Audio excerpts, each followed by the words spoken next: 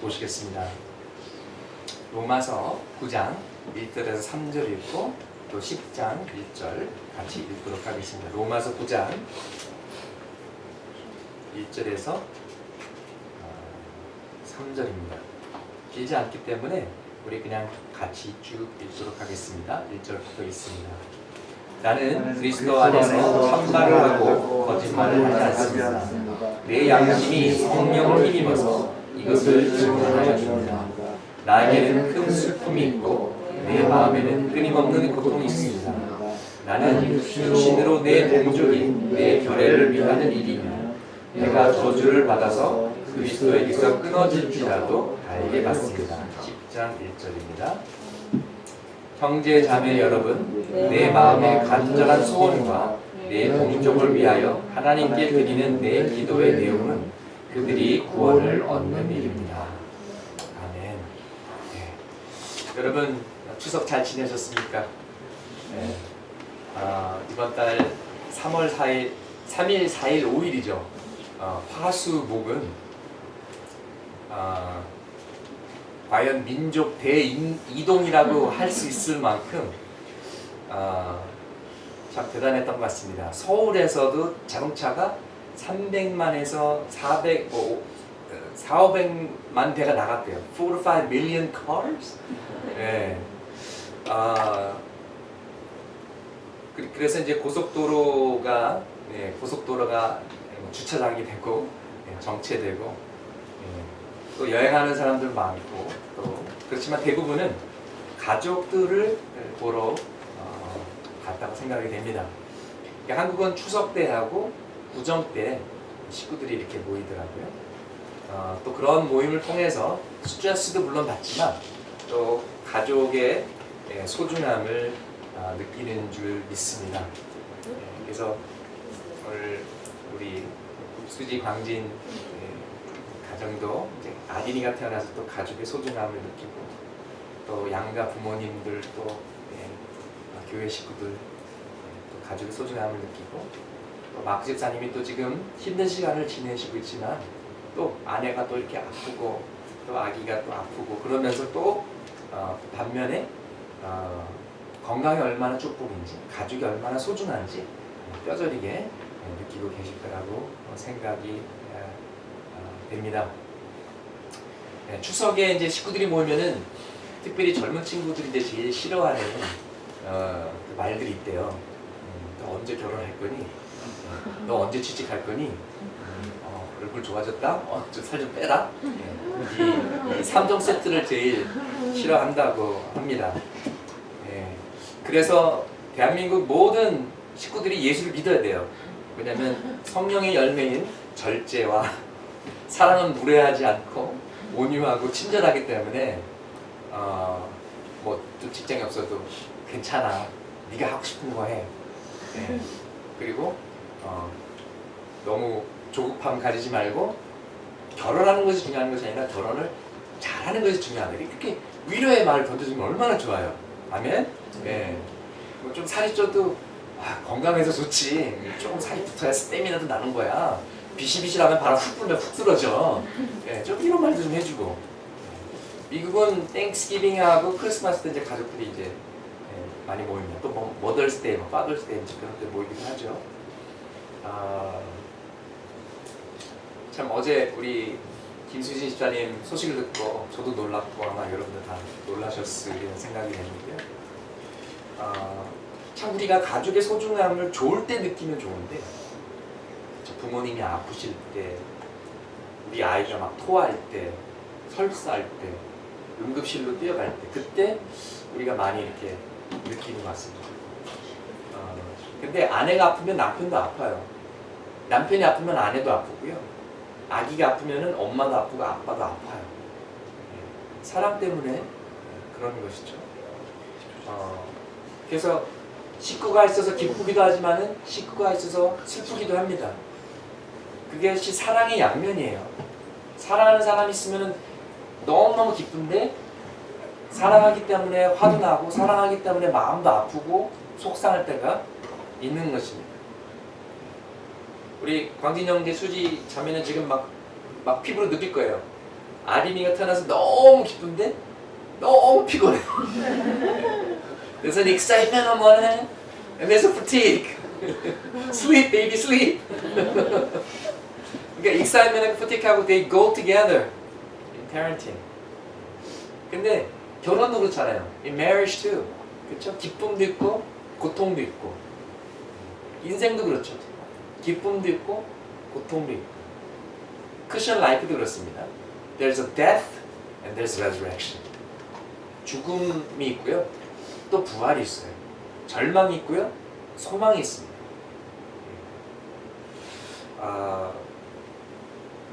예수님은 중요하신 말씀을 할 때 내가 지금 중요한 말 한다라는 걸 우리가 어떻게 아냐면은 진실로 진실로 두 번을 진실로 진실로 내가 너에게 말하노니. 근데 헬라어로 그게 뭔지 아세요? 아멘이에요. 아멘, 아멘, 내가 너에게 말하노니. 그러면 들어야 되는 거거든요. 근데 오늘 사도 바울이 뭔가 중요하고 진지한 이야기를 한다고 1절에 지금 얘기하고 있어요. 내가 그리스도 안에서 진실을, 거짓이 아닌 양심이 성령을 힘입어 증언한다.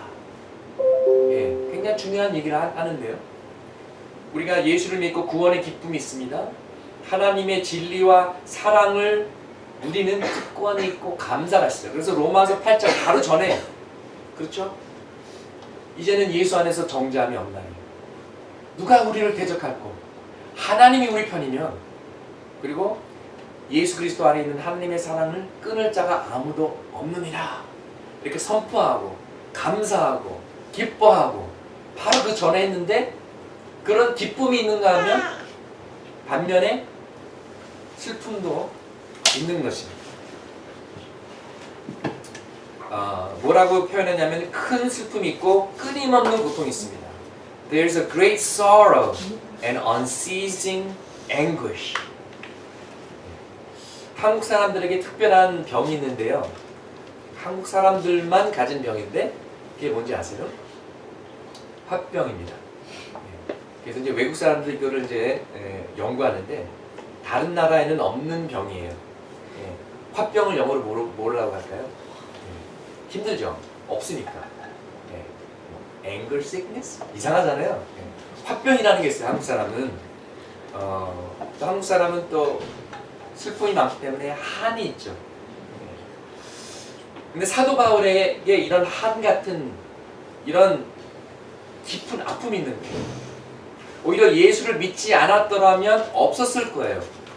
그렇지만 해가 뜨기 때문에 그림자가 생기듯 예수를 믿기 때문에 가정에, 종교에 갈등이 생기기도 하고요. 구원받지 못한 가족들을 생각할 때 마음이 먹먹하고 슬퍼지는 것이죠.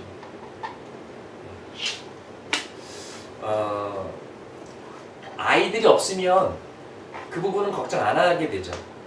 근데 아기들이 태어났기 때문에 기쁘지만 아기들을 걱정하게 되잖아요. 저희에게는 21살짜리 아들이 있는데요. 아직도 걱정해요. 잘 먹나? 잘 지내나? 직장 잘 될까? 얘는 또 언제 연애할까? 좋은 사람 만나서 결혼해야 되는데 교회는 잘 다니나? 계속 기도하게 되고 계속 신경 쓰게 되고 계속 걱정하게 되는 것이죠. 그런데 이런 걱정 때문에 아기를 안 갖는다? 그런 건 아니죠. 사랑하다 슬프기 때문에 나는 다시는 사랑하지 않으리. 이거는 아니잖아요.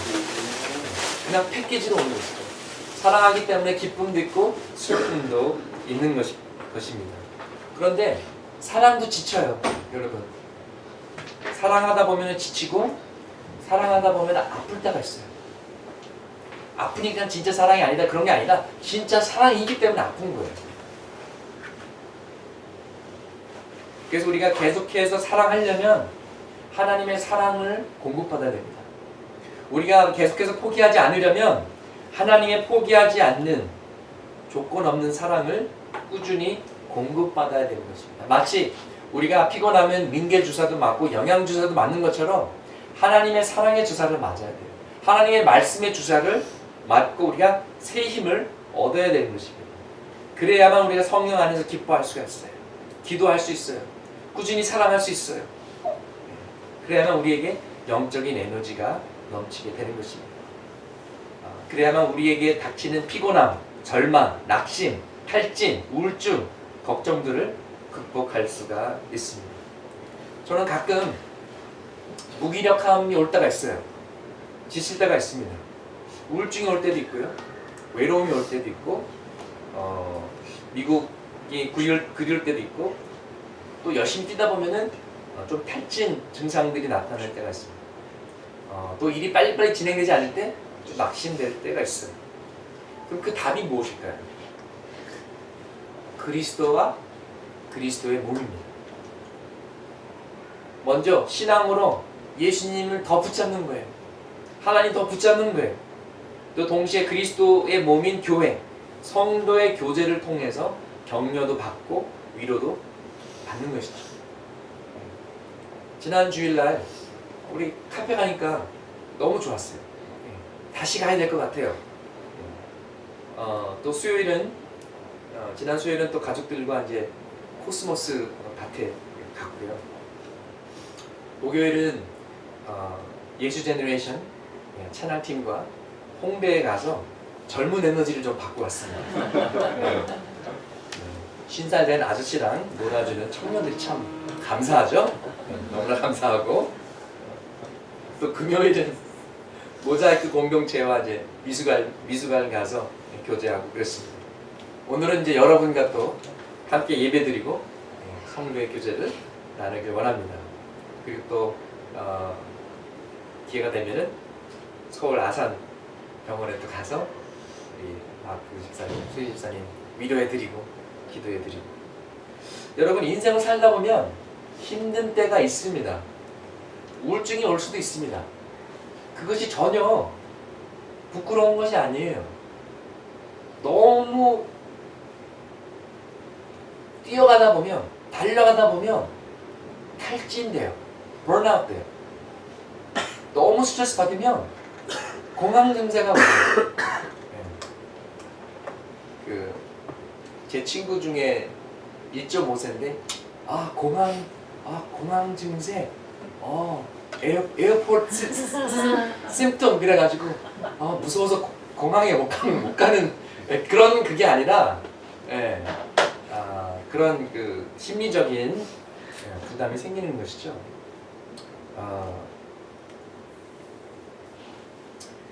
여러분이 잘 아시는 목적이 이끄는 삶, 또 셀렉 교회 인도하시는 릭 워렌 목사님 아들이 오랜 시간 동안 심한 우울증에 디프레션에 시달렸어요. 그러다가 너무 힘들어가지고 결국 자살했습니다. 그래서 릭 워렌 목사님 K 사모님이 아들을 추모하면서 디프레션에 대한 컨퍼런스를 매년 이제 열고 계세요. 근데 많은 사람들이 이 우울증을 과소평가한다. 굉장히 심각한 건데 아무렇지도 않게 생각하고 우울증의 증상도 캐치를 못하고 그래서 때로는 자살도 하고 그 도움을 받지 못하는 그런 안타까움 때문에 이런 컨퍼런스를 하시는데요. 정말 그 설교의 왕자라고 불렸던 찰스 스펄전 목사님도 평생 우울증으로 고생하셨어요. 그리고 아기를 낳으면은 포스트파럼 디프레션이라는 게 있어요. 산후 우울증이라는 게 있습니다. 사람마다 그 강도는 다르겠지만, 그래서 우리가 수지 자매나 수진 자매도 조금 우리가 신경 쓰고 도와주고 그랬으면 좋겠습니다. 그러니까 우리에게 어려움 있으면 얘기해야 돼요. 부끄러운 게 아니에요. 도움을 요청하고 그래야 도움을 줄 수가 있는 것이죠. 로마서 8장은 정말 로마서의 클라이맥스죠. 놀라운 신앙의 고백들이 있습니다. 그런데 사도 바울은 그 후에 마음속 깊이 있는 아픔을 꺼내놓습니다. 자신의 민족인 이스라엘 백성들의 대부분이 아직 복음을 모르는 거예요. 예수님을 모르는 거예요. 구원받지 못한 것입니다. 물론 자신도 한때는 그랬어요. 등잔 밑이 어둡다고 하나님의 말씀을, 성경을 평생 연구하는 사람임에도 불구하고 예수님을 몰랐어요. 메시아를 알아보지 못했던 것이 없습니다.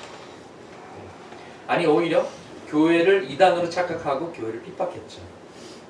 메시아를 가장 반겨야 할 백성인 이스라엘 백성들이 메시아를 거절하고 메시아를 죽인 거예요. 이 아이러닉한 상황이 너무 가슴이 아픈 거예요. 바울은 다소라는 이스라엘이 아닌 외국에서 태어났지만 하나님을 열심히 믿는 정통적인 유대인 가정에서 태어났습니다. 베냐민족 속이었어요. 이것은 마치 미국에서 태어났지만 안동 김씨 집안에서 이제 태어난 그런 프라이드를 가진 것과 마찬가지죠. 그래서 어려서부터 뭐 천자문을 다 떼고 한국어 그 무슨 경연대회도 다 휩쓰는 이런 모습으로 자랐던 것 같습니다. 사도행전 23장 6절을 보면 바울의 아버지도 바리새인이었어요. 그래서 어려서부터 바리새인으로 훈련을 받았고 예루살렘으로 유학을 가게 됩니다. 그래서 예루살렘에서 그 당대의 최고의 랍비인 가말리엘이라는 랍비 밑에서 수제자로 교육을 받습니다. 유대교회에서 손꼽는 두 명의 유명한 그런 학자들이 랍비 둘이 있는데 가말리엘하고 힐렐이에요. 그 중에 한 사람 밑에서 교육을 받았고 제2의 가말리엘, 제2의 힐렐이 되려던 사람이었습니다. 유대인 학자들은 이렇게 얘기를 해요. 너무너무 아깝다. 바울이라는 인재가 기독교에서 뺏어갔다. 만약에 유대교에 남았더라면 가말리엘, 힐렐 그리고 바울 이 세 사람이 유대교를 대표하는 그런 랍비가 되었을 것이다. 이렇게 얘기할 정도예요. 마치 공자, 맹자가 있었던 것처럼. 근데 바울이 예수를 믿게 된 것이죠. 바울이 처음 예수를 믿었을 때 바울의 식구들은 어떻게 반응했을까요? 아마 식구들과의 종교 갈등은 말할 수 없었을 것입니다. 아빠가 정통 바리새인인데 또 거기서 오는 말다툼과 아픔, 또 바울이 또 불같은 성격을 가지고 있잖아요. 아마 아버지한테서 받았을 거예요. 불과 불이 붙이면 어떻게 되죠? 엄청 싸웠을 것입니다. 그런데 왜 바울은 이런 얘기를 하지 않았을까? 제가 세 가지를 한번 상상해 봤습니다. 첫 번째, 너무 아파서. 너무 아파서 쓰지 않았을까? 아니면 두 번째로 좀 개인적이고 사적인 내용이니까, 그리고 교회마다 보내는 공식 편지니까 본인 이야기는 하지, 성경이니까 않지 않았나, 그렇게도 생각해 볼 수가 있습니다. 그래도 조카가 아마 예수님을 따랐던 것 같습니다. 누나나 여동생의 아들이죠. 사도행전 23장 16절에 보니까 조카가 이제 바울에게 이제 누가 핍박하러 오니까 도망가라고 알려줍니다. 또 친척들도 예수를 믿는 친척들이 있었는데요. 로마서 16장 7절에 보면 이렇게 기록되어 있습니다. 나의 친척이며 한때 나와 함께 갇혔던 안드로니고와 유니아에게 문안하여 주십시오. 그들은 사도들에게 좋은 평을 받고 있고 나보다 먼저 그리스도를 믿은 사람들입니다. 바울보다 먼저 예수를 믿었대요. 그리고 세 번째 이유는 왜 바울이 자기 식구들 이야기를 안 했을까? 결국에는 식구들이 다 예수를 믿게 되었기 때문이 아닌가, 좀 희망적으로 생각해 봅니다. 왜냐하면 바울은 끈질겼거든요. 바울이 아이코니움에 가가지고 전도를 하다가 핍박을 받아가지고 돌에 맞아서 쓰러졌어요. 아마 뇌진탕이나 뭐 이렇게 의식을 잃었는데 바울이 죽은 줄 알고 그 동네 밖에다 갖다 버렸어요. 그 다음에 정신 차려가지고 다시 또 그 마루 돌아가서 전도를 하니까 돌로 친 사람들은 아마 황당했을 거예요. 한 번 죽였는데 또 왔네? 어떻게 감당이 안 되는 그러한 복음에 대한 열정이 바울에게 있었기 때문에 사랑하는 식구들을 귀찮게 하고 포기하지 않고 계속해서 1년, 5년, 10년, 20년 그래서 결국 식구들이 다 넘어오지 않았을까 아마 소망적으로 생각해 봅니다. 여러분은 저희 그 큰 외삼촌과 외할머니, 외할아버지 간증을 아마 들으셨을 거예요. 저희 큰 외삼촌은 신성종 목사님이고 한국에서 충영교회 담임하셨고 담임하실 때 장로님 한 분이 대통령 되셔가지고 뭐 청와대도 들어가서 예배 인도하시고 그러셨던 분이세요. 근데 저희 큰 외삼촌의 자랑거리는 그런 게 아니에요. 뭐 대형교회 담임, 뭐 김영삼 장로님하고 같이 예배드리고 뭐 이런 게 아니라 오랫동안 예수 믿지 않았던 본인의 부모님이죠. 30년 동안 기도하고 기다려서 그분들이 예수 믿은 것이 그것이 자랑거리입니다.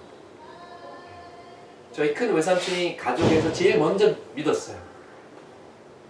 가정에서 핍박을 받으면서 두들겨 맞으면서 창문으로 넘어가지고 몰래 교회 가고 그러다가 6남매가 다 예수를 믿게 되고 마지막으로 외할아버지 외할머님이 거의 백발되셔서 예수를 믿게 되었습니다. 이것이 우리 가정의 간증이고 감사고 가장 자랑스러운 그런 것입니다.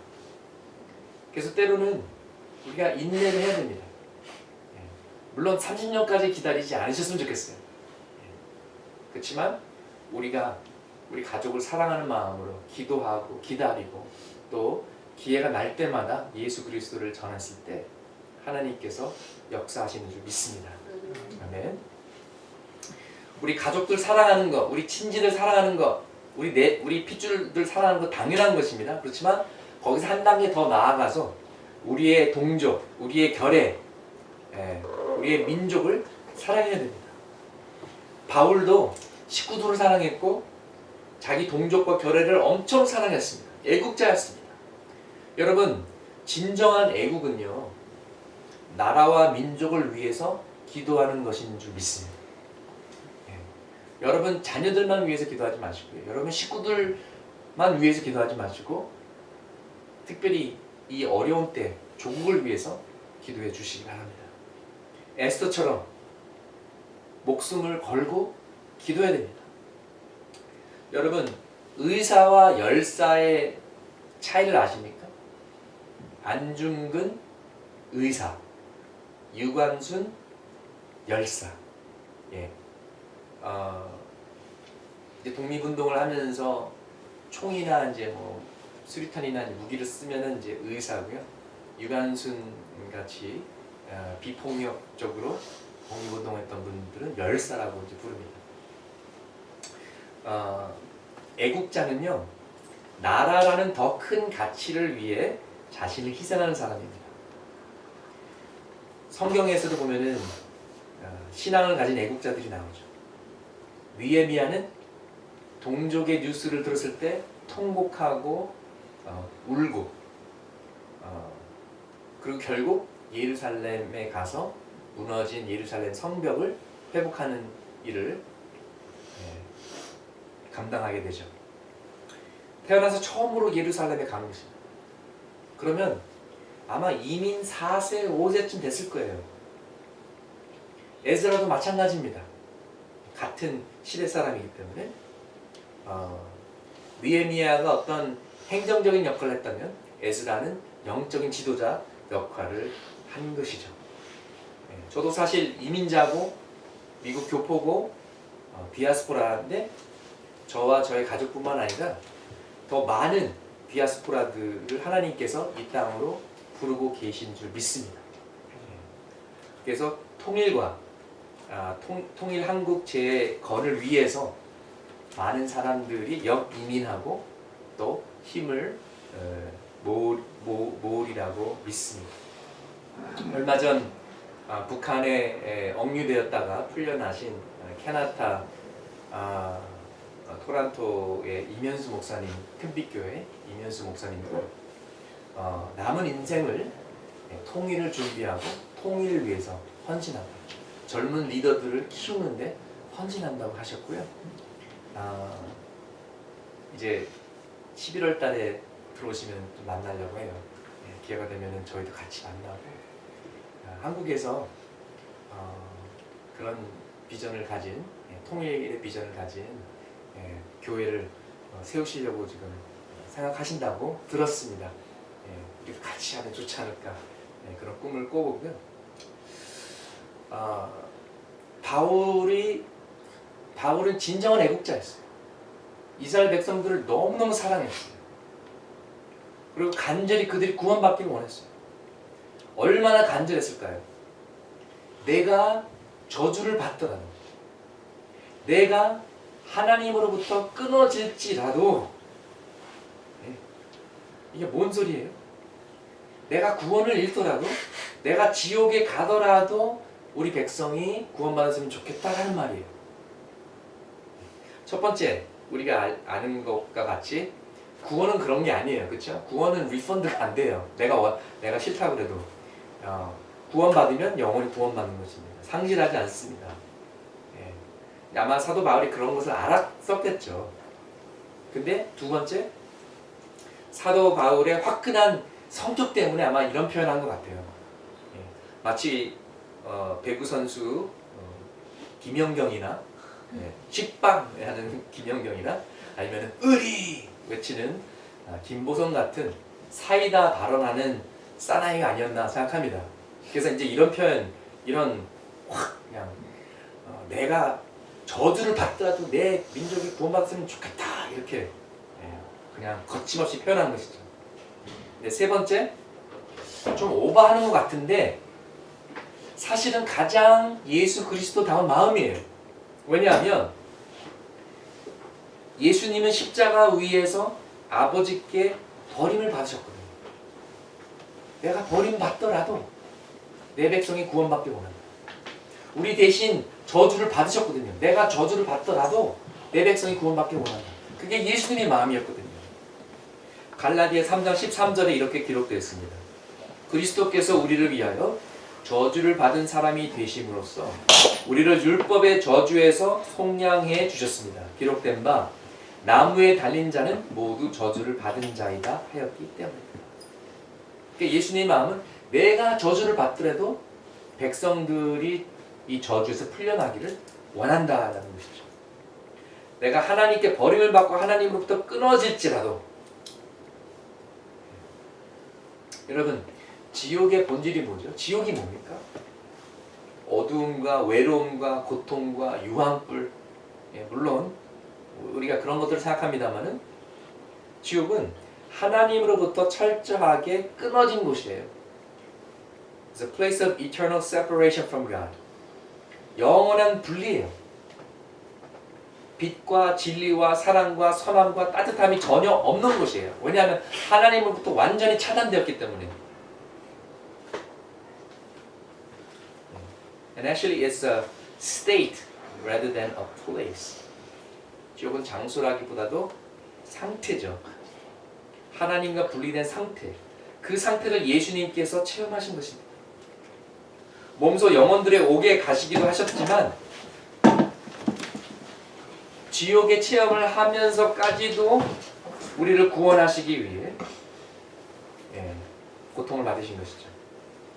바로 이 마음을 사도 바울이 가진 것이에요.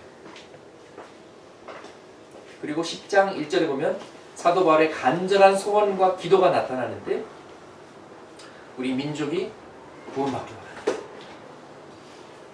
우리도 이런 마음을 가지기 소망합니다. 북한을 포함한 우리 민족의 구원, 이것이 우리의 간절한 소원과 기도가 되기를 소망합니다. 우리 예수 제너레이션 기도 모임을 갔는데 예수 제너레이션의 소원과 기도가 이것이죠. 우리 민족 모두가 예수를 알고 예수를 사랑하는 우리 백성 모두가 백두산에서 한라산까지 예수 제너레이션이 되는 것입니다. 그래서 열방의 복음을 전하는 것이죠.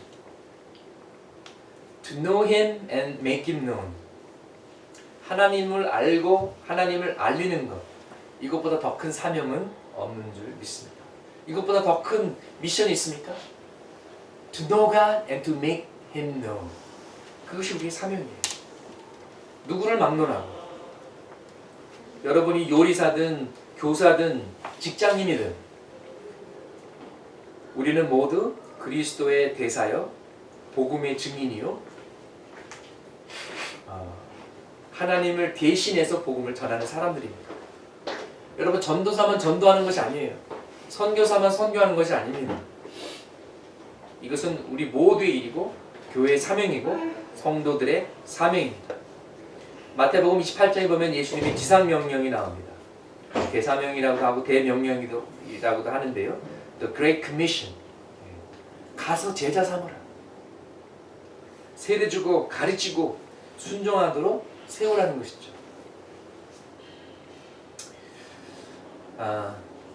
김중건 목사님의 민족 복음화에 대한 비전, 그 기도를 말하지 않을 수가 없습니다. 최근 7주기를 맞이했는데요. 1962년 2월 그 강추위 속에서 드렸던 기도가 바로 김중건 목사님의 민족 복음화의 환상과 기도입니다. 제가 읽어드리겠습니다. 민족의 가슴마다 피 묻은 그리스도를 심어 이 땅에 푸르고 푸른 예수 그리스도의 계절이 오게 하시옵소서.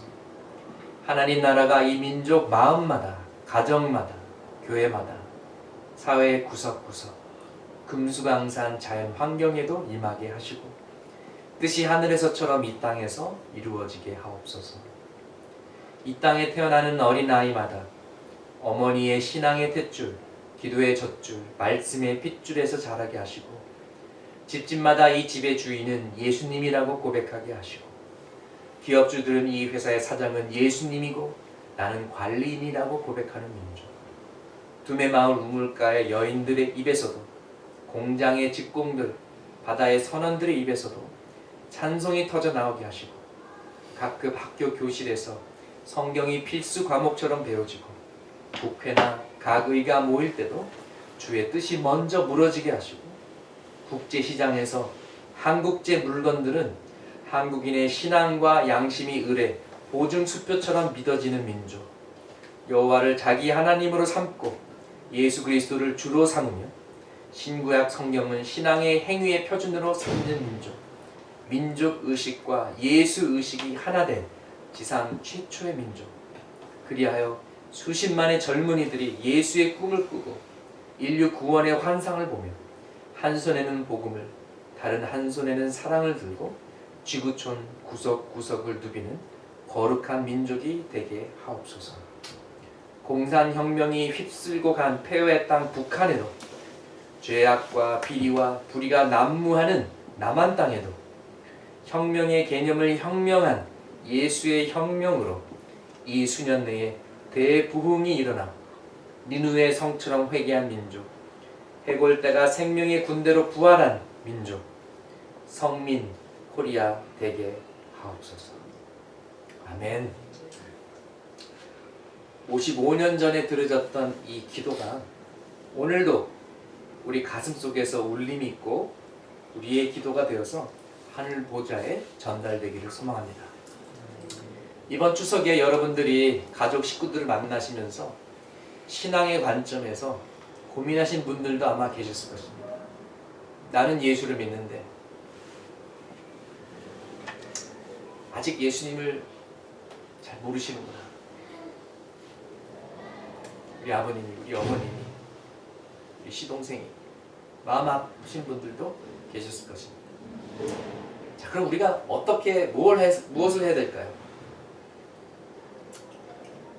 첫째로 여러분이 구원받은 것은 여러분만을 위한 것이 아님을 믿습니다. 여러분이 구원받은 것은 여러분 주변에 있는 모든 사람의 구원을 위한 것임을 믿습니다. 가족부터 시작해서 친지, 친구, 직장 동료까지 여러분의 영향권 테두리 안에 있는 모든 사람들에게 복음이 선포되라고 여러분이 예수님을 알게 된 것입니다. 사도행전 16장 31절 말씀에 주 예수를 믿으라 그리하면 너와 내 집이 구원을 받으리라. 우리가 이 말씀을 기억하고 붙잡았으면 좋겠습니다. 우리의 인생은 목적이 이끄는 인생입니다. 사명이 있는 인생입니다.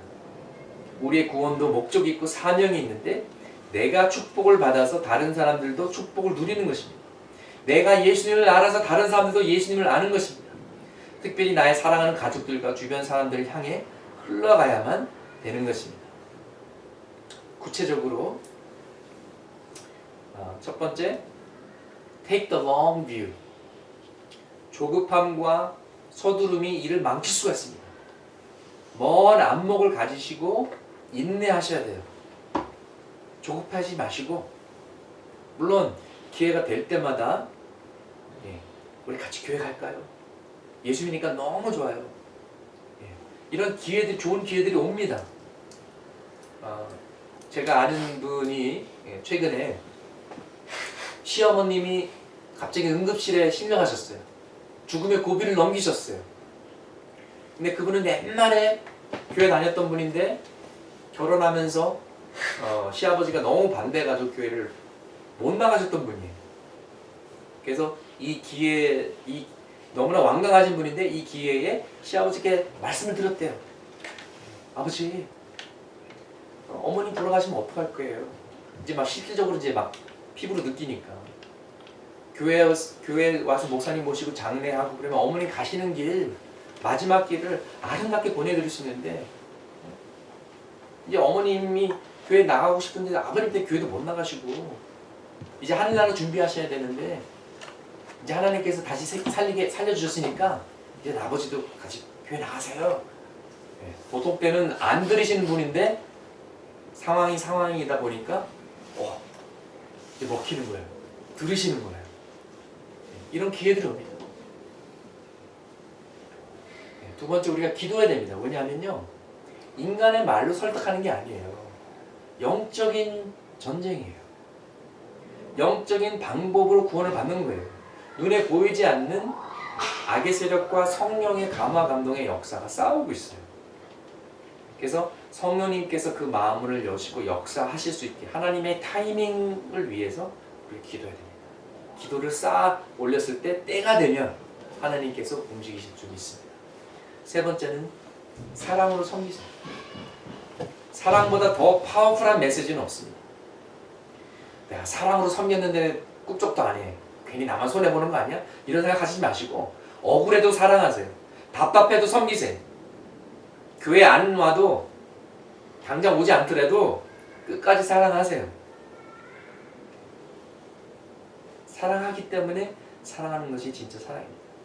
때로는 모래 위에 물 붓듯이 좀 낭비되는 것 같은, 이게 뭐 효과가 있을까? 이런 생각이 들기도 하지만 우리도 결국 하나님의 끊임없는 사랑이 결국 감동돼서 뒤집어진 거잖아요. 우리 젊었을 때 그냥 우리 마음대로 살다가, 우리도 예수님 몰랐을 때는 그냥 우리 마음대로 살았잖아요. 아니, 예수님 믿고도 막 고집 셌잖아요. 우리가 포기하지 않으면 하나님께서 역사하실 것입니다. 네 번째로, 기회가 되고 마음이 열릴 때 복음을 접할 수 있도록 구체적인 방법을 제시해야 됩니다. 두 가지 접근인데요. 하나는 pre-evangelism, 복음을 접할 마음을 만들기 위한 물밑 작업이 필요합니다. 좋은 영화라든지 음악회라든지 뭔가 인생의 의미, 죽음, 삶, 이런 것이 무엇이지? 책이나 예술이나 음악회나 영화나 심지어 여행도 삶을 돌아보게 하는 좋은 계기가 될 수가 있어요. 그 다음에는 이벤젤리즘이죠. 좋은 책들, 영화, 이벤트, 사람들과의 만남, 문화 이벤트 등등 여러 가지 방법들이 있습니다. 그리고 가장 좋은 방법은요, 우리가 예수 믿고 행복해야 돼요. 어머님, 아버님, 예수 믿으니까 너무 좋아요. 예수 믿으니까 힘든 일이 닥쳐도 기도할 수 있고, 교회 식구들이 얼마나 힘이 되는지 몰라요. 근데 우리가 예수 믿는데 맨날 걱정하고, 예수 믿는데 와 스트레스 팍팍 받고 그러면 사람들이 너 뭐 예수 믿는다더니 뭐 별로 뭐 도움이 별로 땡기지 않거든요. 그렇지만 우리가 예수 믿고 기쁘고 에너지가 있고 뭔가 다르면 굉장히 매력적이 되는 것이죠. 그래서 우리가 창의적인 접근이 필요합니다. 우리 함께 고민하기를 원합니다. 사람들이 교회 갑시다 그러면은 2019년에 갈게요. 미루거든요. 부담되거든요. 근데 카페는 와요. 식사 초청은 받아들여요. 콘서트는 가요. 그래서 우리가 좀 창의적인 접근으로 프리 이벤젤리즘 또 이벤젤리즘 기회를 자꾸 만나기를 소망합니다. 또 우리도 훈련을 받아야죠. 전도폭발 훈련도 받고 기독교의 기본 진리 책도 읽고 생각하고 크리스천 어파제틱스 기독교 변증론도 배우고. 여러분 기억하세요? 단가서 당신의 가장 기쁜 소식. 창의적인 접근을 하는 거죠. 무슨 탑픽이 나와도 연결고리를 만드는 거예요. 신앙과. 근데 여러분 뭐든지 쉽게 되는 것은 없습니다. 고민해야 됩니다. 우리 좀 고민했으면 좋겠어요. 그냥 내가 어떻게 하면 돈을 벌을 수 있을까? 내가 어떻게 하면 승진할 수 있을까? 이런 고민보다도 어떻게 하면 이 나라 인민족을 살릴 수가 있을까? 툭하면 비리, 불이, 교육 현장도 엉망이고 폭력. 어떻게 하면 우리 청년들을 살릴 수 있을까? 우리가 기도만 하는 것이 아니라 고민하면서 생각하면서 결국 행동으로 액션으로 옮겨가기를 원합니다. 우리 교회가 어떻게 하면 복음을 더 잘 전할 수 있을까? 어떻게 하면 칼국민을 섬길 수 있을까? 어떻게 하면 소외된 사람들을 다가갈 수가 있고 어떻게 하면 우리 직장 동료들에게 복음을 좀 더 쉽게 전할 수 있을까? 고민해야 돼요. 또 저희 교회가 하나님께서 그 다음 스텝을 어떻게 인도하실지 구체적인 장소, 방법, 기회, 사람들을 위해서 기도하기를 원합니다. 여러분 우리 마지막으로 로마서 10장 1절을 함께 읽고 오늘 말씀을 마치겠습니다. 같이 있습니다. 형제 자매 여러분, 내 마음의 간절한 소원과 내 동족을 위하여 하나님께 드리는 내 기도의 내용은 그들이 구원을 얻는 일입니다. 아멘. 기도하시겠습니다. 주님, 추석 연휴를 지나면서 가족들과 사랑하는 사람들과 만나서 너무 좋았습니다. 그런데 우리의 사랑하는 사람들 중에 아직 예수님을 모르는 분들이 있습니다. 그분들이 하루속히 예수님을 알기를 원합니다. 또 우리 주변에도 지인들 가운데도 예수님을 모르는 사람들이 많습니다. 그리고 무엇보다도 대한민국에서 진정한 믿음의 모습이 점점 사라져갑니다. 또 북한은 복음을 들을 수 있는 기회조차 없습니다. 사도 바울이 정말 너무나도 간절하게 차라리 내가 망하더라도 우리 민족이 구원을 받았으면 좋겠다라는 이 기도가 많은 오늘날 한국 교회들의 기도는 너무나도 다릅니다. 기복신앙과 내 가족, 내 자식, 나의 성공만 바라는 그런 기도와는 너무나도 차원이 다릅니다. 주님, 아버지의 마음, 선한 목자의 마음, 예수 그리스도의 마음, 사도 바울의 마음을 우리도 갖게 하여 주시옵소서. 우리가 오늘도 호흡을 하는 것은, 이 땅에 사는 것은, 우리가 구원을 받은 것은 우리를 통해서 많은 영혼들이 구원받기를 원하시는 하나님의 뜻인 줄 믿사오니 우리를 인도하셔서 구원의 방주, 구원의 통로로 삼아 주시옵소서. 예수님의 이름으로 기도합니다. 아멘. 이 시간에 준비하신